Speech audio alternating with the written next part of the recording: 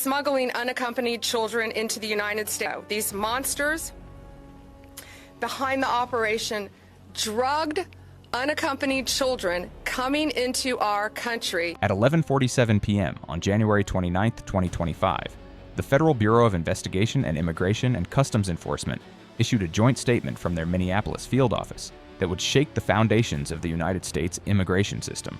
In a coordinated strike spanning 14 hours across the Twin Cities metropolitan area, over 800 federal agents dismantled what investigators are calling the largest human trafficking and migrant smuggling operation ever discovered on American soil.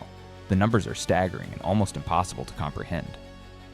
$2.9 billion in verified financial transactions over 36 months. Over 47,000 migrants trafficked through a sophisticated underground network. 17 tons of narcotics, including heroin, fentanyl, methamphetamine, and cocaine moved as secondary cargo alongside human beings treated as commodities. But here's what makes this different from every other cartel takedown you have heard about. This was not run by street-level criminals or foreign drug lords operating from across the border. This was engineered, protected, and directly commanded by a senior federal immigration official who turned his authority into a weapon against the very system he swore to defend. His name is Director Magnus Crowe. And for the last 4 years, he served as the Regional Immigration Enforcement Coordinator for the Upper Midwest. And what federal investigators discovered in those encrypted servers will make you question everything you thought you knew about how deeply organized crime can infiltrate the highest levels of government. But we need to go back to where this all started. To understand how an operation this massive could exist in plain sight for years, you need to see what happened at 4:32 a.m. on January 28th in the heart of Minneapolis. The temperature is 11 degrees below zero. Thick fog rolls off the Mississippi River and blankets the commercial district where Somali-owned businesses line both sides of the street for over 2 miles. Neon signs flicker in Arabic and English. Most of the storefronts are closed and dark. The only sounds are the distant hum of late-night trucks on Interstate 94 and the occasional rattle of a freight train crossing the bridge to St. Paul. But beneath that silence, over 200 federal agents are moving into position. FBI tactical units, ICE special operations teams, DEA strike squads, Minnesota State Patrol SWAT, all of them wearing black combat gear, night vision goggles, and body armor stamped with agency insignias that glow under infrared. They are not here for one target. They're here for 23. At exactly 4:32 a.m., the operation begins. Flashbangs detonate simultaneously at a money transfer business, a halal grocery warehouse, a supposed cultural center, 2 residential apartment complexes, and a logistics company that claims to ship furniture.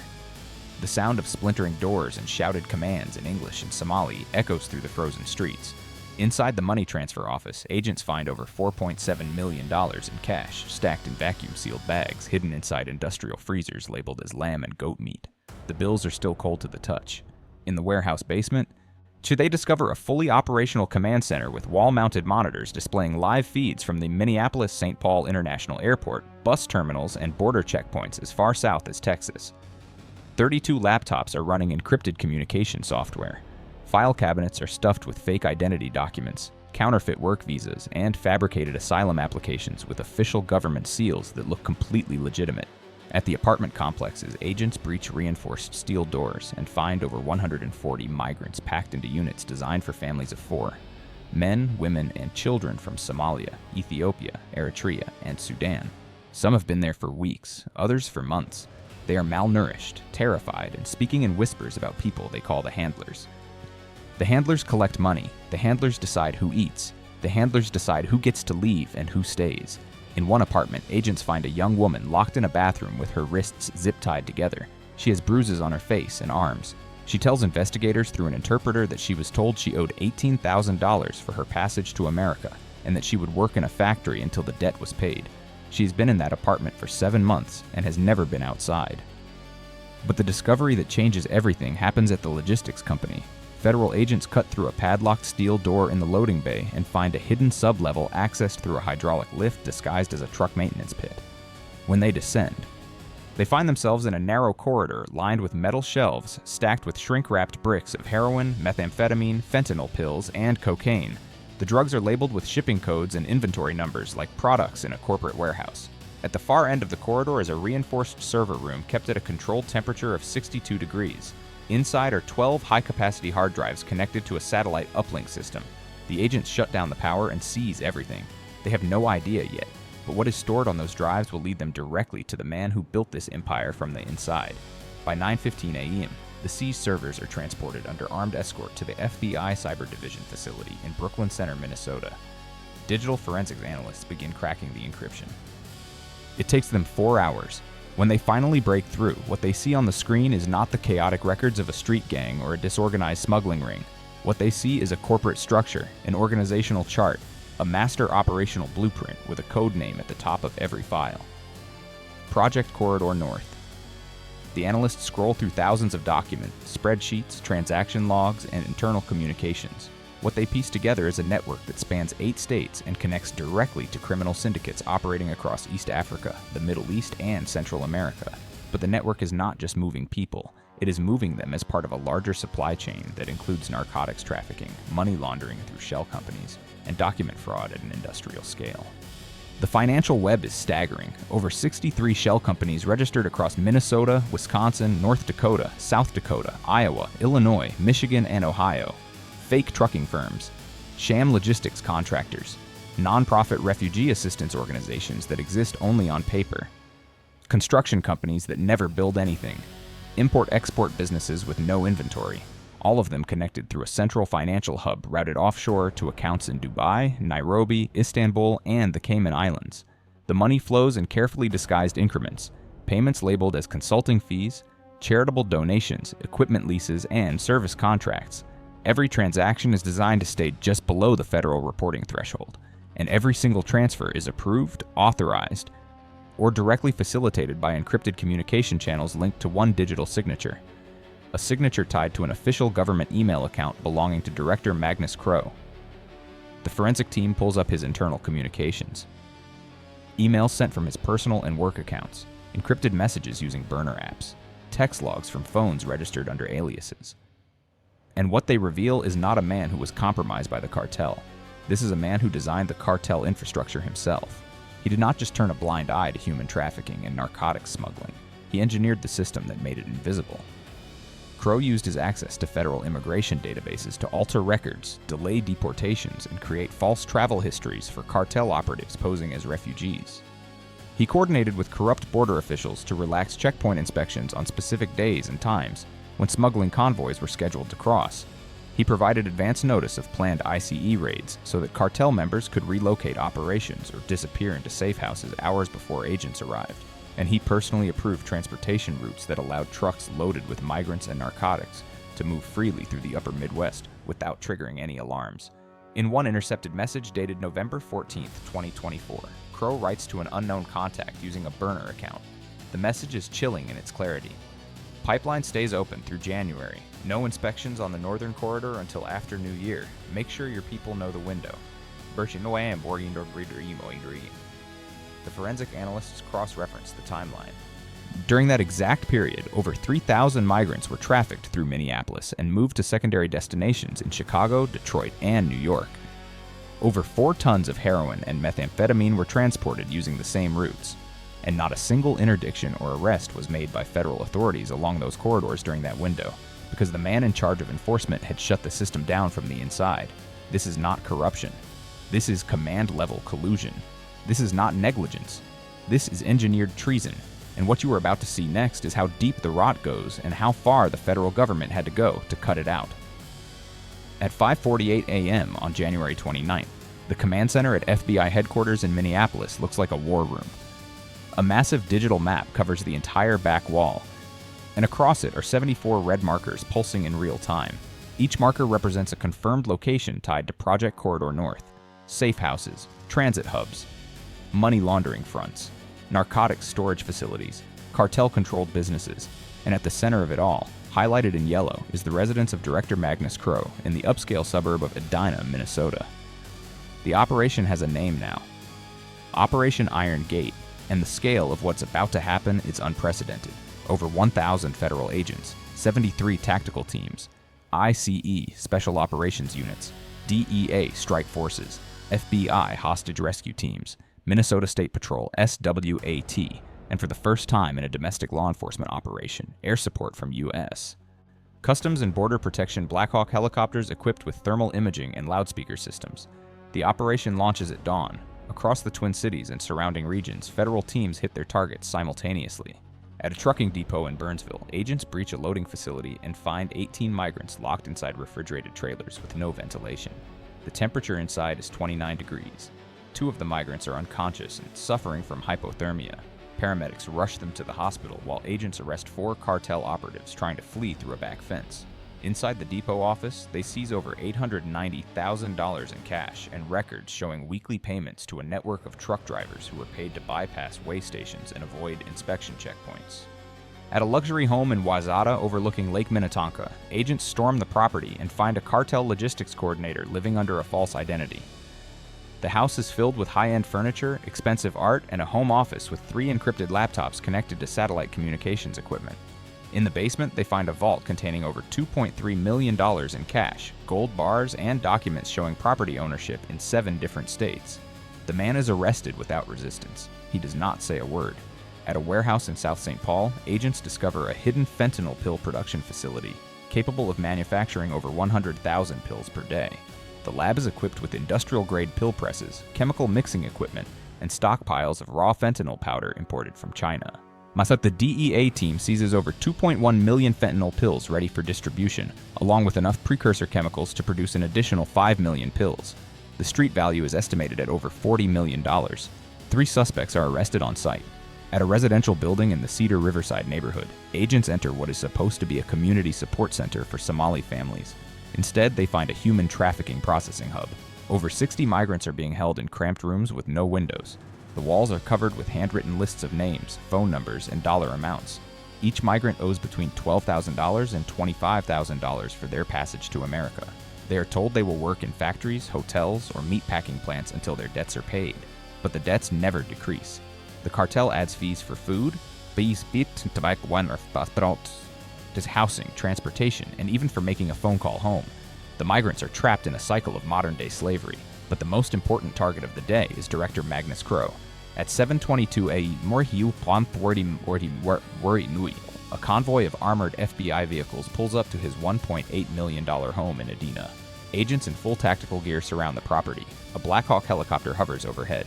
The lead agent announces their presence over a loudspeaker.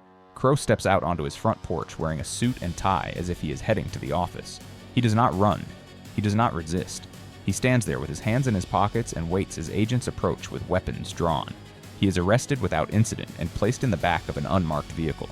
Inside his home, agents seize his personal laptops, phones, files, and a home safe containing over $470,000 in cash, and a ledger detailing payments made to 12 other government officials and law enforcement officers over the past 3 years. By the end of the day, federal agents have seized over $11.3 million in cash, 17 tons of narcotics including heroin, fentanyl, methamphetamine, and cocaine, 214 firearms, 47 vehicles, and 3 properties. They have arrested 86 suspects including cartel operatives, logistics coordinators, money launderers, and corrupt government officials, and they have liberated over 320 migrants from conditions that can only be described as modern slavery. The underworld took more damage in 14 hours than it had in the previous 14 years. But the operation is not over. Because what investigators find when they dive deeper into the seized servers reveals a level of institutional betrayal that makes even the most experienced agents sick to their stomachs. Inside the FBI forensic lab, analysts are combing through the communication logs and financial records tied to Director Magnus Crowe. What they discover is a parallel enforcement system, a shadow operation designed to protect the cartel at every level. Over the past 4 years, Crowe systematically recruited and compromised officials across multiple agencies. He started small: junior immigration officers who needed money, border patrol agents with gambling debts, local police officers struggling with mortgages. He offered them cash payments in exchange for small favors, delaying paperwork, looking the other way during inspections, providing advance warning when federal operations were being planned in their jurisdictions, and once they took the first payment, he owned them. Because every transaction was documented, every favor was recorded, and if they ever tried to walk away, he had the evidence to destroy their careers and send them to prison. The records show that at least 19 ICE officers, 12 Customs and Border Protection agents, 7 local police officers, 4 deputy sheriffs, and 2 assistant prosecutors were on the cartel payroll.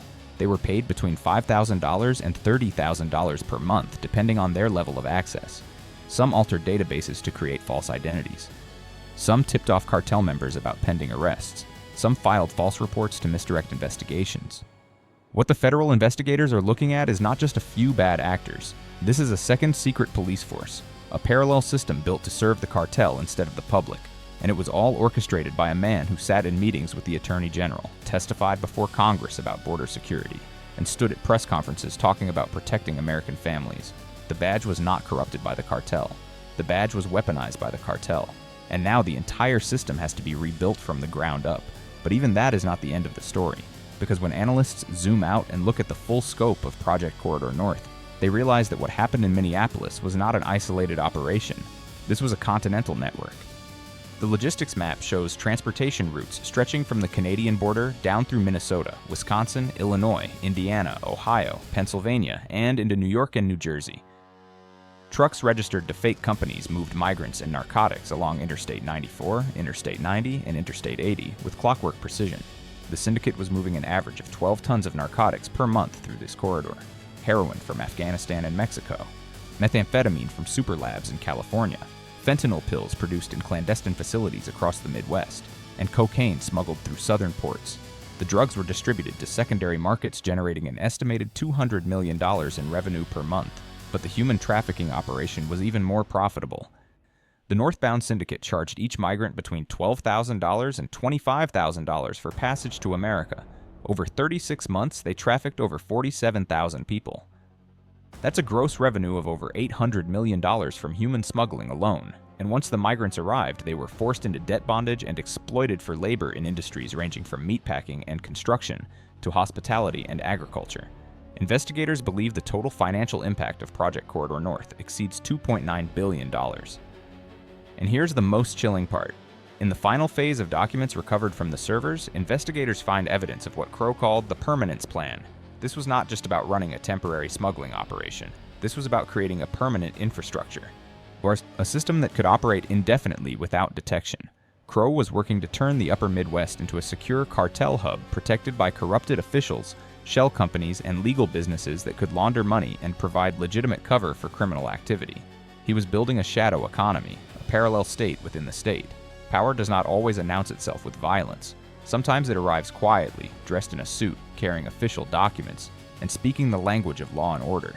Sometimes it hides behind the very institutions designed to stop it. And sometimes the most dangerous criminals are the ones who never fired a shot because they did not need to. They had the badges, they had the authority, and they had the keys to the system. What happened in Minneapolis is not just a story about a drug cartel or a human trafficking ring. This is a story about what happens when corruption reaches the highest levels of government. Over 47,000 human beings were trafficked like livestock. 17 tons of narcotics flooded American streets, contributing to the deaths of thousands from fentanyl and heroin overdoses. Hundreds of families were destroyed, communities were poisoned, and all of it was enabled by a man who wore the uniform of the United States government. Director Magnus Crowe is currently in federal custody awaiting trial on over 200 counts, including racketeering, conspiracy to commit human trafficking, narcotics trafficking, money laundering, bribery, obstruction of justice, and treason. If convicted on all charges, he faces multiple life sentences without the possibility of parole. The 19 ICE officers, 12 CBP agents, 7 police officers, 4 deputy sheriffs, and 2 assistant prosecutors who were compromised by the northbound syndicate are also in custody and facing federal charges. If you're still watching this, you need to understand something. This story is not just about one corrupt official or one criminal network. This is about a systemic vulnerability that exists in every government and every institution built on trust. When power is concentrated in the hands of individuals who are not held accountable, or when oversight is weak, when silence is easier than exposure, then corruption does not just happen. It thrives, it builds infrastructure, it becomes permanent, and the only way to stop it is to drag it into the light. So if this story matters to you, if you believe that corruption and human trafficking must be exposed and fought at every level, then tap the like button so more people see this. Comment the word expose if you think stories like this need to be told louder and more often. Share this with someone who needs to understand how deep these networks can go, because the only thing more dangerous than corruption is silence.